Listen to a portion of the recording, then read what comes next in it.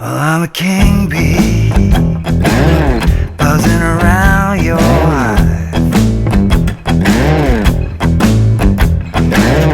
Well, I'm a king bee, baby, buzzing around your hive.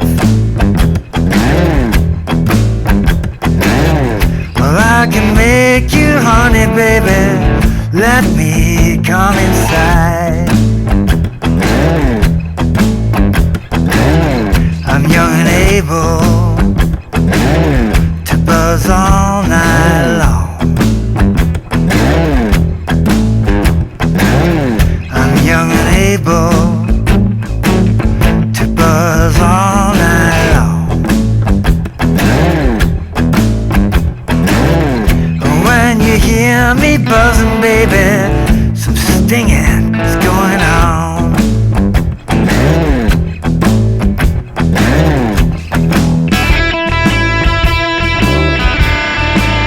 Hey, how you doing? Justin here. Today we are checking out I'm a King Bee, the Slim Harpo version, which is the original recording.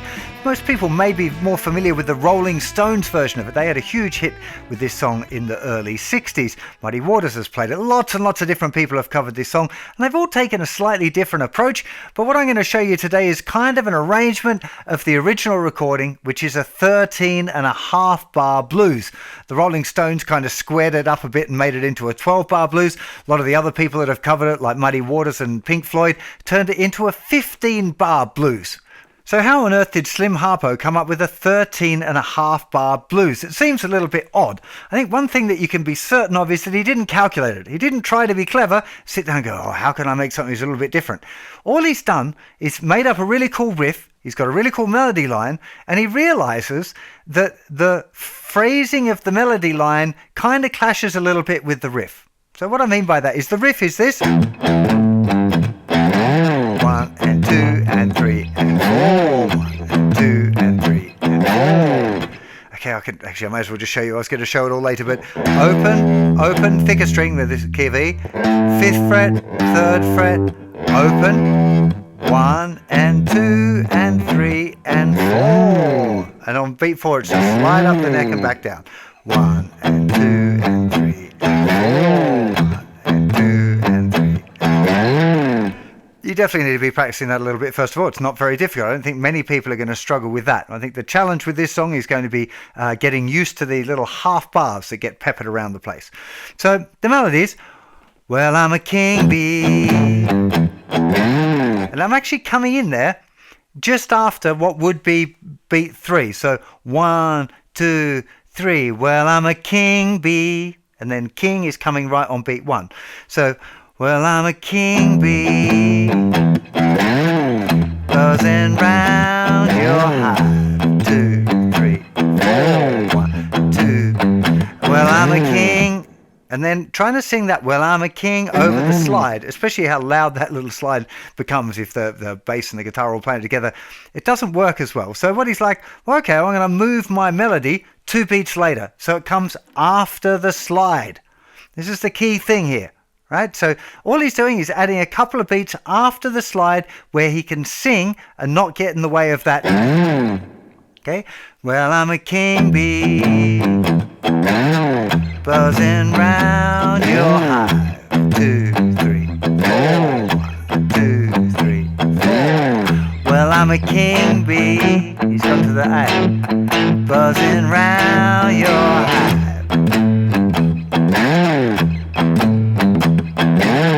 Well, honey, we can make honey. Baby, we can make honey. Best I ever seen. Yeah, 2, 3, 4. I'm young and able. So what's happening is he's adding 2 beats to the end of each 4 bar section. Okay, and when we add those 3 half bars together, we get 1.5 bars, which is added to our 12 bar blues. That's how we end up with our 13.5 bar blues. So the actual riff itself, very, very simple. It goes to the A chord. It's usually just played a kind of a regular shuffle. And remember, each time when we're doing our little 2-4 bar, we're just going to be playing the open E string every time. That's it all of the way through. Okay, when it goes to the 5 chord, I'll just show you the technical bits and then we'll start playing along. I tend to use this, it's this B7 here. Most of you should be familiar with this open B7, muting the thicker string, 2nd fret, 1st fret, 2nd fret, open, 2nd fret.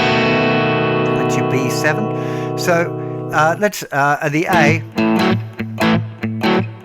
just this kind of 1 and 2 and 3 and 4. I often muck around with variations on it, but that's not what's on the record, right? It's very complicated to try and dive into the complexities of the record because there's lots of stuff on the record where different people in the band forget about the 13-bar cycle sometimes. So the original recording's got some other kind of idiosyncratic things that make it very difficult to explain. So like I said, I've simplified the arrangement. If you're a huge fan of Mr. Harpo, then you want to go and check out a little bit more detail. You can pick it up from the original recording with a load of listening, right? What I'm trying to do is help you through this more complicated than usual 12-bar blues arrangement. So let's go through from the beginning, nice and slowly with a lot of counting. So 1, 2, 3. Well, I'm a king bee, buzzing round your hive. 2, 3, 4. 1, 2, 3, 4. Well, I'm a king bee, over to the A, buzzing around your back to the riff. 2, 3, 4. 1, 2, 3, 4. Well, honey, I can make honey, baby. Hey, let me come inside. 2, 3, 4. 1, 2, 3, 4. 1. I'm young and able. Let me do it now one more time, just with the count all of the way through, and I'll try and kind of hum some of the lyrics while I'm counting as well, so you can hear it nice and clearly. So 1, 2, 3, 4. 1, 2, 3, 4. 1, 2, 3, 4. 1, 2, 3, 4. 1, 2, 3, 4. 1, 2, 8, 2, 3, 4. 1, 2, 3,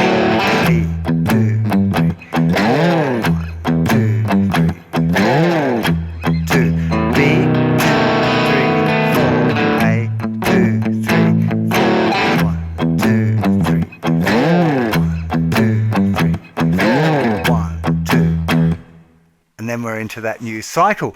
I'd encourage you to spend a bit of time working on this 13.5 bar blues because it's interesting, and I will be petitioning the Blues Standards Society to bring back 13.5 bar blues because I think it's real cool. But the Rolling Stones version, like I said, is kind of slightly more popular. So the way that they got around it was by putting that slide that Slim Harpo had on beat 4, they moved it to beat 2. Now that was a really interesting thing that happened because you could still put the vocal just after the slide.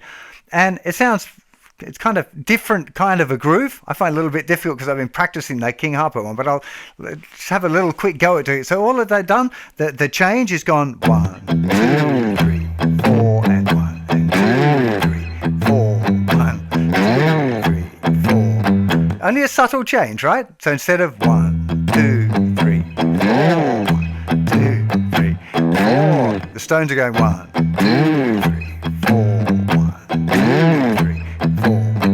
So with the Stones, to make it into that 12-bar blues, because remember, all it was about the vocal coming after the slide up. So they have 1, 2, 3. Well, I'm a king bee, buzzing around your hive.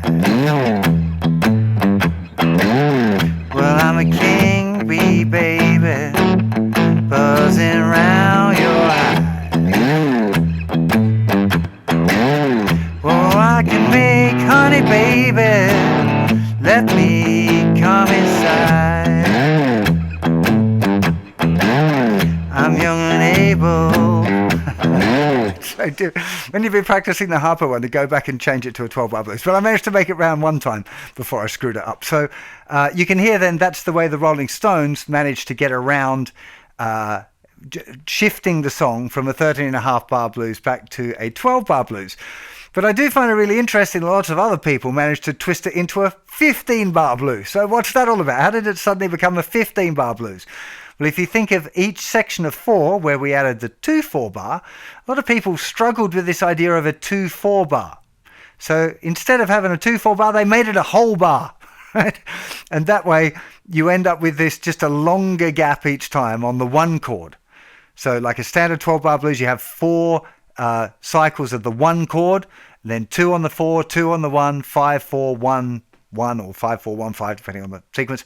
That would be the standard one. But each time, if you think of that as 3 different lines, if you add an extra bar onto the end of each set of 4 there, you end up with a 15-bar blues, which is what you'll find if you listen to the Muddy Waters one or the Pink Floyd one. The Pink Floyd one's an interesting one, very, very early recording, I think 1964, pre-David Gilmour, if what I've read is correct. So that's also an interesting one to do. It's no different. Most people don't have the riff the same. This either or,